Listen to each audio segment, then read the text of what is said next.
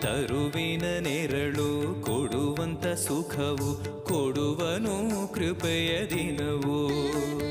ಸ್ಥಿರ ಇರುವ ಮನ ಎನಗಿರಲಿ, ಶರಣಾಗತಿ ಎಂದು ಬರಲಿ. ಭಗವಂತನ ಪ್ರಿಯ ಮಗನಿವನ ಸಾರಿ ಬದುಕು ಇರಲಿ.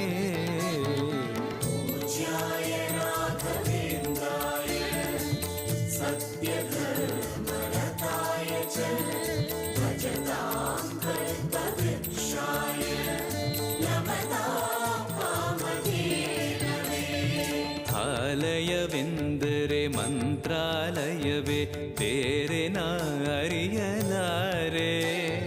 ರಾಜನು ಎಂದರೆ ಶ್ರೀ ಗುರು ರಾಜನೇ ಮತ್ತು ನಾ ತಿಳಿಯಲಾರೆ.